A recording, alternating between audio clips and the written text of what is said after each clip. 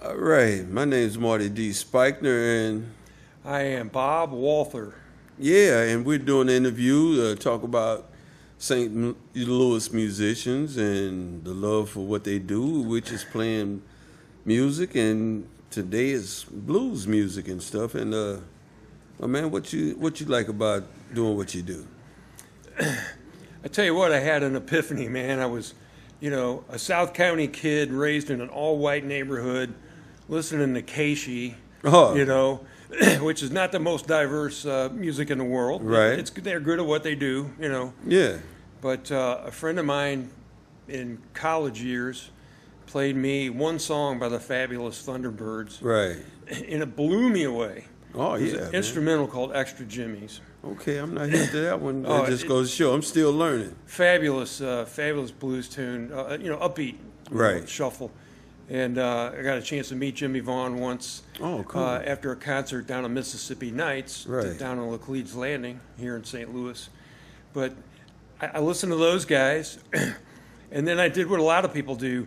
I went back and listened to the guys that influenced those guys. Right. That's a good That's when I idea. discovered all the African-American musicians and their enormous contribution to American culture and American music. Right on. And it's my R&B and blues and jazz and Right. soul are my favorite art forms. Okay. Well, what led you play bass, right? Yes. Well, what got you into that? I can think of one thing in particular. My older brother had what was considered to be a really good stereo back in the late 60s. Yeah. Because most people, it was like listening to a couple of tin cans, right? Right. He had big wood speakers and a standalone amplifier. Everybody's parents had those big console things, Right. or those portable things with a turntable and a couple detachable speakers. But this thing reproduced a gobs of bass. Okay. And something about that, I think that's probably what drew me to that instrument, because I'd played brass instruments before that. But once my parents didn't want me to have an electric bass. Oh, okay. And I scraped together enough money to get a Rickenbacker 4001. Okay. And Geddy Lee, played. And one day I was in Silver Strings on Olive Boulevard. Yeah. And I saw this 63 Precision hanging on the wall. And they wanted $595 for it. Right. I had $600 in my savings account. Okay. There were no ATMs back then. Okay. So I made a beeline. It's like 10:30 in the morning. Yeah. I made a beeline to South County, took out $595, bought that bass. Had to leave that $5 in there to keep I left the that $5 count in on. there to keep it going. Yeah. Unbeknownst to my parents. But prior to that, I joined a R&B band called the Benders, Okay. and we're an 8-piece band with horns. 8-piece band. Yeah, and did some. I thought we were one of the better R&B bands in town. Right. And that was my baptism into the R&B scene, playing Cool. with those guys. And we got to do some cool stuff because those guys were in advertising. And, one of them recorded Bo Diddley for Budweiser, and another one of them really? recorded STLBS. And, Right. they were hooked up. Yeah. And we got to open some good shows, and that's when I just fully got immersed into R&B and blues. Right. And I don't know if you remember David Lee and the House Rockers. That name sounds very familiar, man. We were a staple at Off-Broadway, Oh, okay. Blueberry Hill. Yeah. We formed that band kind of almost as a joke. It was a trio. We used to make some extra money on the weekends. Right. Didn't think it'd ever go anywhere. Our first gig was in one of the roughest joints I've ever seen in my life. The owner got in a fight, Oh, man. knocked the PA over, which I was borrowing. Came back, and then the fight went to the parking lot. Oh, man. And then he that's came back crazy. in with no shirt on, and I said, guys, we're going to get to quit early tonight and get paid. That's what happened. That's always part of being a musician, man. There's always some little craziness going on, or some kind of violence. But it kind of goes with the territory. David Lee called me on a Saturday morning around 10 a.m. Said, can you do an afternoon show at Blueberry Hill? Right. In the Elvis Room. I said, yeah, sure. Who with? He goes, some guy named Johnnie Johnson. Oh, man. And I went, great one. Okay. And he goes, the rumor is he played with Chuck Berry. We didn't know. So I went down there and fell in love with Johnny, like everybody. And he had good things to say about my playing, and we just really hit it off. And I played off and on with Johnny for about 3.5 years. Oh, man, that's cool. I think Gus Thornton was probably the #1 call guy. Oh, yeah, definitely. But when Gus was out of town or touring with somebody, I'd get the call. And oh, man, that's great. one night I was booked at Cicero's, the old Cicero's, oh, yeah. to do sound. Oh, okay. I was over there mixing a band, and I knew Johnny was next door at Blueberry Hill. Right. So when the band I was mixing went on break, I would grab their bass player's bass, and I ran over to Blueberry Hill. Yeah. And I played bass for 20 minutes till they came looking for me. But that was a real treat to get to play with him. I got to do some road dates with him. He was. Oh, man, that's cool. I got to work with Vernon Guy on vocals. Yeah. Stacy Johnson on vocals. Yeah. They sang with Ike and Tina and the Sharpies. Right. Heavy hitters in the business. Yes, sir. And they treated me so well. Great people. 28-year-old white kid from South County, and they were so kind to me. I'll never forget that. Well, the thing was, man, that they embraced not only a great person, but your great talent, man, of what you did and everything. Oh, thank you. And for you to be able to meet Johnnie Johnson, man, I had a chance to play with Johnnie Johnson. Tom Maloney asked me to do a New Year's Eve gig with him, and I was expecting, it was a little green room down there at Blueberry Hill. Right. And I went back there, and I seen him sitting over there, and I said, man, I didn't know what to say to him or anything like that. And I just went over there and spoke to him for a minute, and he just opened up to me, and he was a beautiful person, man, to talk to. And I did that gig with him, and he liked what I did. And off and on, I was playing with, when I was with the Rich McDonough Band, and we did some shows with him. And but ever since I known him, man, and had a chance to talk to him and play with him, he was a beautiful person to talk to and get to know. So humble. Oh, yeah. Unbelievably humble. Yes, he wouldn't he tell was. anybody he even played piano. Yeah. I didn't expect, him to be like that, because some people I've met in this entertainment industry could be some mean folks to deal with, or not want to talk to you at all. Yeah. But he just opened up to you, and he enjoyed it. It's like he enjoyed expressing himself and what he did and sharing it and hoping that you learned from him. Right. To keep doing what you were doing. Right. And he was just a great guy, man. Yeah. Another, light bulb moment I had one night, we were playing at a little place in South St. Louis. It was called Bailey Brothers. Yeah. On a Sunday night. Okay. Maybe there was 35 people in there. But he would do a riff, and then Tom Maloney would copy it on the guitar. Oh, and I realized Johnny originated all those classic Chuck Berry riffs on the piano. Yes. That intro. Right. Every intro to Chuck Berry, that was a piano Johnnie intro Johnson. that Johnny did. Yeah. So he did not get nearly the credit he deserved, but again, he's such a mellow, humble person that he wasn't the kind of person that would say, hey, put my name on the record. Exactly. Johnnie Johnson was a beautiful person, man. And they just don't. A lot of people don't realize how much he contributed to Chuck Berry and stuff, man. Right. And I didn't realize it until that stuff went down between him and Chuck. Later on. And I was sorry to see that, but still, in all, personally, the recognition that he deserved, it touched my heart, and I'm quite sure it touched a lot of other people too. Oh, and nobody was a bigger fan than Keith Richards. The Rolling Stones.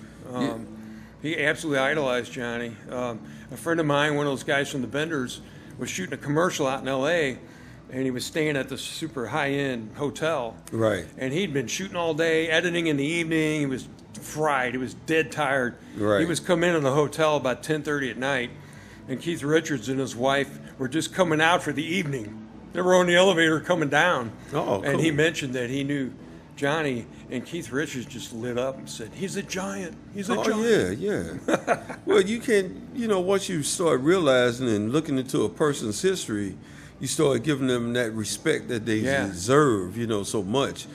And, after me, myself, educating myself and playing with Johnny, man, he just respected me and talked to me every time he see me. You know, and I remember one time I was playing with Rondo. I played with Rondo for a minute, and they were playing at BB's, and Bernie Hayes called me up. I guess the drummer didn't show up. He said, "Marty, can you make it down here, man?" I said, "Yeah, who's playing?" "Well, Rondo, and he's playing with Johnnie Johnson." I said, "Cool, man." He said, "What you doing right now?" I said, "Man, I gotta go change clothes. I'm in the backyard pulling up weeds and man, hurry up and get down here, man. We need you and stuff." And I made it down there, and like you said, it's a humbling experience to get the respect from Johnnie Johnson, man, and it was just awesome. He loved a walking bass line. And And I had lunch with Tom Maloney a couple of weeks ago, his guitar player. And he goes, "Yes, Johnny loved a walking bass line." And I said, one night I settled in to a nice walk, and Johnny just turned to me and went, "Oh, yeah." That was like the highest praise I'd ever gotten from anybody. I mean, because he was just so important. You know, oh, man, it's beautiful, man. Yeah. So I know you play with Chris a lot, man. And how you like doing that? It's been great. I put Keenan Brothers together in 2005. Okay. I didn't know Ron or Chris. Okay. I took the lead singer from the Benders, right, and to form Kingdom Brothers. Okay. He started having some really serious health problems that basically rendered him unable to sing anymore. Right. Which is a real loss. Yeah. And so Ron said he knew of somebody that we could bring in, and I had no idea. I thought it was going to be another white guy. When he got to practice, I went, "Who's that?"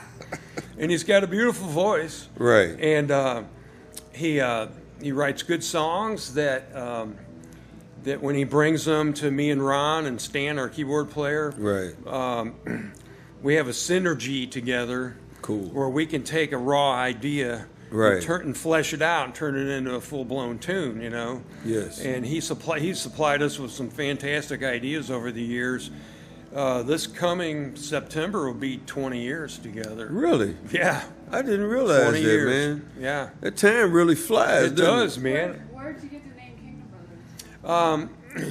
I went to a church that did all music one Sunday a month. Right. And we had a guest drummer come in one Sunday. And I said, "Hey, man, I want to take this music outside these walls." Right. Because we had a killer band. We had Pat Liston from Mama's Pride. Oh, yeah. We had all these great players around town. Thane Bradford, Sandy Weltman, Beth Tuttle. Oh, yeah. All these people were in the church band. So I said, "Man, let's take this on the road," you know. Right. And that drummer couldn't do it. But he found me, Ron Ruskowski. I didn't know about him at all. Oh, yeah, Ron's a great guitar player. He's a fabulous player, and he's taught some people that have gone on to really go great guns in the business. One of his students played with Dr. John. Oh, man, cool. Played with Katie Lang. Yeah. He taught Jeremiah Johnson. You know. Right on. So he's a fabulous talent. The 1-2 punch of Chris and Ron together, I think, really sets us apart. And you know, but I think they really have something special, right. And I'm glad to be part of that support. Our keyboard player is Stan Gill. Right. He was the stage manager for Head East, and he was their backup keyboard player. Cool. So when Roger from Head East would play his Moog, he would walk out onto the stage with that Moog. Right. He adapted it, put a guitar strap on it. Oh, okay. And split it in half so you could play it away from the main part of it. Mm-hmm. And when he would do that, Stan would jump on his organ and play his organ parts. Cool, so man. He toured with them, and he's got some. That's another guy you need to interview because he's done some wild stuff. He had to pull the plug on the Ramones. He's done all kinds of crazy stuff in this business. And then Rusty Parker on drums. He's been with us about 2 years now. Okay. We had Popcorn Loudon playing with us before, but Popcorn ran into some health issues. Right. And we were really busy and had to keep the momentum going. Exactly. And Rusty used to play in the church band too, so I go back with him a ways too. Cool, man. That's great. Yeah. I know that, you know, being a musician and being, you know, doing what we do, you run into a lot of craziness and things like that. You ever have any wild I see a big grin running on your face, man. When I was with David Lee and the House Rockers, we used to get booked in some pretty crazy places. Right. And I only played a biker bar one time. That's I think enough. it was on Page Avenue. We were doing Jerry Lee Lewis and Elvis and, old roots stuff, Right. And these guys, they don't want to hear ZZ Top and hard rock stuff, Yeah. And some guy came up and yelled at Dave. He goes, I can't say what he said, but he said, "You frickin' Barry Manilow, quit playing that Barry Manilow." We weren't playing that Barry Manilow. And he started to come at us. Wow. I took my bass off and I took a swing at him, and he went away. That's good. If he'd been any bigger, he might have come back. Yeah. But he didn't have his, he didn't have come his with some buddies partners. with him. Yeah, Right, man. right. Because, you can run into some crazy stuff in this business, man. Oh, yeah. Just driving downtown, man. Leaving a gig at 3 o'clock in the morning. Oh, man, God. With thousands of dollars of gear in your hands, Driving down the highway and stuff, man, it can be crazy. But I used to live in the Soulard neighborhood, which is where we are now. It's a Right. beautiful neighborhood. Yeah. And I could get to all the clubs in 10 minutes, down off Broadway, maybe 15 minutes over to Blueberry Hill, BB's, Beale. Everything's right here in yeah. Soulard, Well, a lot of change has been going on.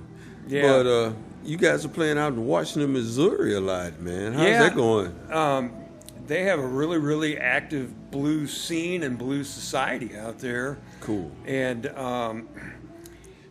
we really wanted to enter the St. Louis qualifier for the IBC, but we were Right. already booked that day somewhere else, so we couldn't do it. And then Washington, Missouri contacted us and said, "Hey, we're going to have one. Are you interested?" And then, as it turns out, 8 bands signed up for it, many of which are based in St. Louis. Right. I love the folks out there. They're wonderful. They're real active with it. But I would have preferred to represent St. Louis if I could, but it just didn't work out that way. Yeah, that's politics, babe. Well, hey, I'm not gonna hold you long. Do you got anything else going on today? No, man. I'm spent. It was hot out there today. Yeah, it's a little warm. Fortunately, it's not one of those real hot 100-degree days. Right. Well, you know what? I'm glad I could get you to come up here and talk too, to us Marty. for a minute. It's a pleasure. Always a pleasure. Again, seeing you, Marty man. D. Spikener up here doing this interview with Bob Walther. Bob Walther, the great one. And man, you go out there and do your thing in Washington, Missouri, because I know you will. It's a pleasure again, Thank you, bro. Marty. Thank you.